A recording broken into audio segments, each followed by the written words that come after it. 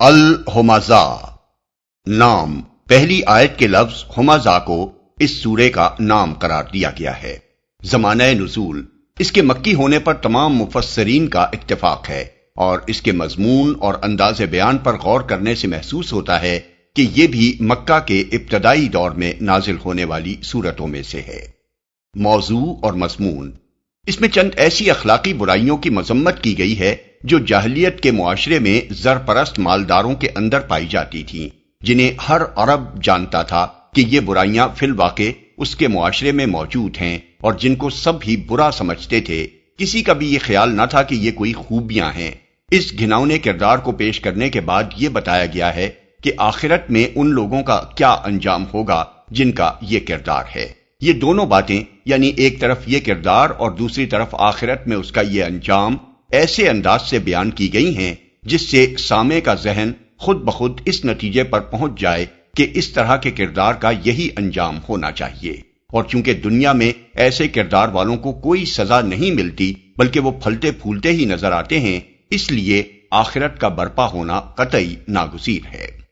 اس سورت کو اگر ان سورتوں کے تسلسل میں رکھ کر دیکھا جائے جو سورہ زلزال سے یہاں تک چلی آ رہی ہیں، تو آدمی بڑی اچھی طرح یہ سمجھ سکتا ہے کہ مکہ معظمہ کے ابتدائی دور میں کس طریقے سے اسلام کے عقائد اور اس کی اخلاقی تعلیمات کو لوگوں کے ذہن نشین کیا گیا تھا۔ سورہ زلزال میں بتایا گیا کہ آخرت میں انسان کا پورا نامہ اعمال اس کے سامنے رکھ دیا جائے گا، اور کوئی ذرہ برابر نیکی یا بدی بھی ایسی نہ ہوگی جو اس نے دنیا میں کی ہو اور وہ وہاں اس کے سامنے نہ آ جائے۔ سورہ عادیات میں اس لوٹ مار، کشت و خون اور غارت گری کی طرف اشارہ کیا گیا ہے جو عرب میں ہر طرف برپا تھی۔ پھر یہ احساس دلانے کے بعد کہ خدا کی دی ہوئی طاقتوں کا یہ استعمال اس کی بہت بڑی ناشکری ہے، لوگوں کو یہ بتایا گیا کہ معاملہ اسی دنیا میں ختم نہیں ہو جائے گا، بلکہ موت کے بعد دوسری زندگی میں تمہارے افعال ہی کی نہیں، تمہاری نیتوں تک کی جانچ پڑتال کی جائے گی، اور تمہارا رب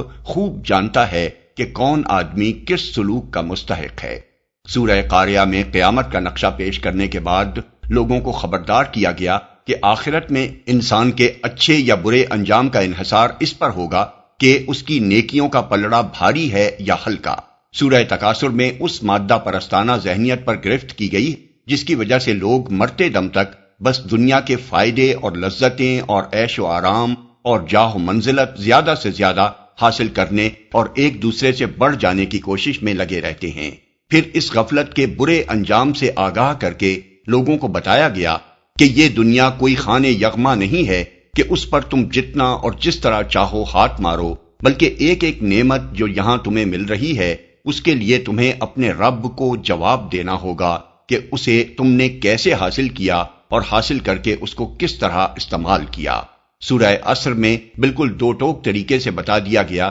کہ نوع انسانی کا ایک ایک فرد، ایک ایک گروہ، ایک ایک قوم، حتیٰ کہ پوری دنیائے انسانیت خسارے میں ہے اگر اس کے افراد میں ایمان و عمل صالح نہ ہو اور اس کے معاشرے میں حق کی نصیحت اور صبر کی تلقین کا رواج عام نہ ہو۔ اس کے مان بعد سورہ ہمزہ آتی ہے جس میں جاہلیت کی سرداری کا ایک نمونہ پیش کر کے لوگوں کے سامنے گویا یہ سوال رکھ دیا گیا کہ یہ کردار آخر خسارے کا موجب کیوں نہ ہو۔